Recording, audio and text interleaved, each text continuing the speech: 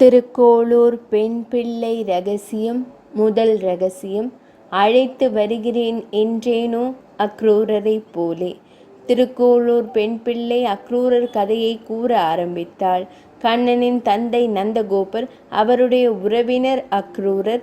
அக்ரூரர் என்றால் வடமொழியில் சாது என்று பொருள்.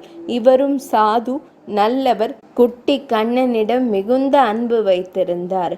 குட்டி கண்ணனின் மாமா கம்சன் கெட்டவன். கண்ணனை கொல்ல நினைத்தான். கெட்ட மாமா கம்சனிடம் அக்ரூரர் வயிற்று பிழைப்பிற்காக வேலை செய்தார். கம்சன் கண்ணனை கொல்ல பல சதி திட்டம் தீட்டி தோற்று போனான். மீண்டும் ஒரு சதி திட்டம் தீட்டினான். ஒரு விழா ஏற்பாடு செய்தான்.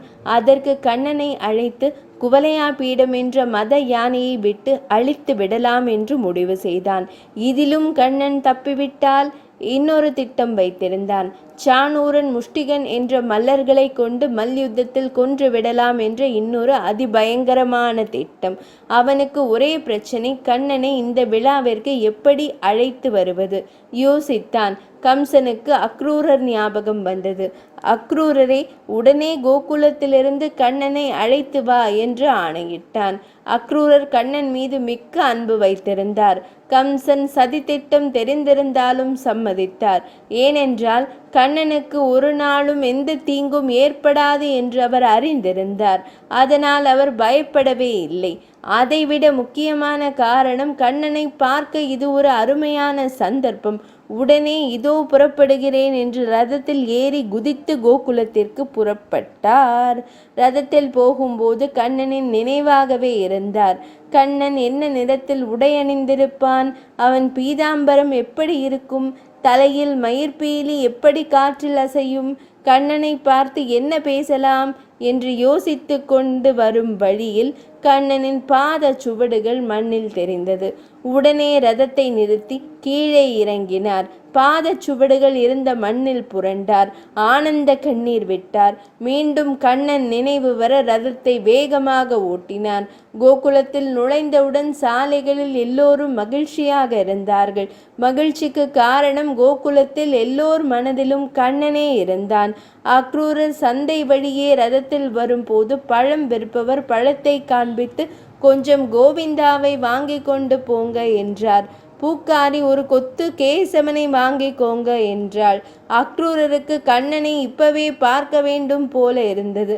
ரதத்தை இன்னும் வேகமாக ஓட்டி நந்தகோபாலன் இல்லத்திற்கு வந்து சேர்ந்தார்.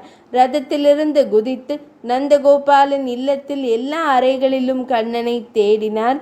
கண்ணனை கண்டவுடன் மகிழ்ச்சியில் துள்ளினார். கண்ணன் அக்ரூரரை பார்த்தவுடன் குடுகுடு என்று ஓடி வந்தான். அக்ரூரர் கண்ணனை கட்டி தழுவி கொண்டார்.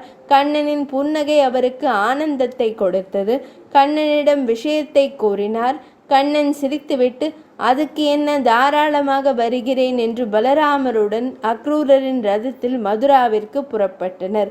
கண்ணனும் பலராமனும் சின்ன குழந்தைகள். அதனால் அக்ரூரருக்கு மனதின் ஓரத்தில் இவர்களுக்கு கம்சனால் என்ன தீங்கு வருமோ என்று பயந்தார்.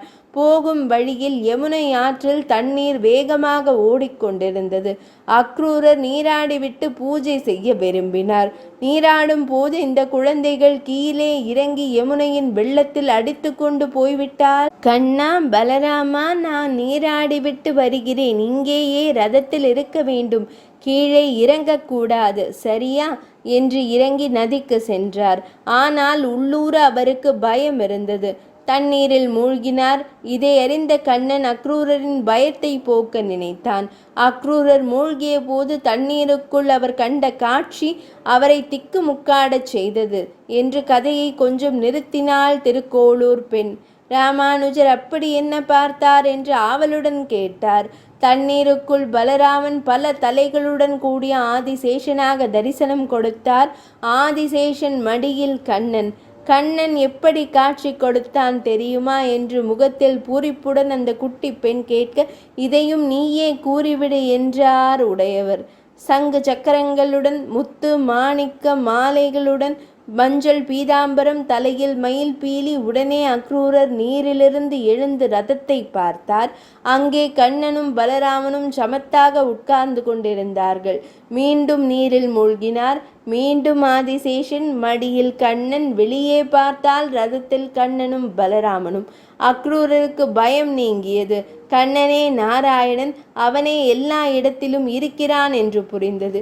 இப்போது கூறுங்கள் ராமானுஜரே, நான் என்றாவது ஒரு நாள் அக்ரூரர் போல் மாறா பக்தியும் அளவில்லா அன்பும் நம்பிக்கையும் கொண்டு எந்நேரமும் அந்த கிருஷ்ணனை மட்டுமே நினைத்து கொண்டிருந்தேனா? இந்த திருக்கோளூர் புண்ணிய திருத்தலத்தில் இருக்க எனக்கு என்ன அருகதை இருக்கிறது என்பதை ஒரு வரியில் கேட்கிறாள். இந்த ஒரு காரணத்திற்காகவா என்று ராமானுஜர் கேட்க, அதற்கு அந்த பெண் பிள்ளை அகமொழித்து விட்டேனோ விதுரரை போலே என்றாள். ராமானுஜர் புன்னகையுடன், பிள்ளாய், இது என்ன புதுக்கதை? அந்த பெண் ஆர்வமுடன் கதையை கூற ஆரம்பிக்க, ராமானுஜர் இன்னொரு கேள்வி என்றார். கேளுங்க சாமி என்றாள் ஆர்வத்துடன் அந்த பெண். கம்சன் போட்ட சதி திட்டம் என்ன ஆச்சு? கண்ணனுக்கு என்று கூறி முடிப்பதற்குள் குவலையா பீடம் என்ற மத யானையும் மல்லர்களையும் வதம் செய்தான் என்று கூறவும் வேண்டுமோ என்றாள் அந்த பெண் சிரித்து கொண்டே. ராமானுஜர் புன்னகையுடன், சரி, அடுத்த கதையை கூறுவாய் என்றார். முதல் ரகசியம் நிறைவடைந்தது.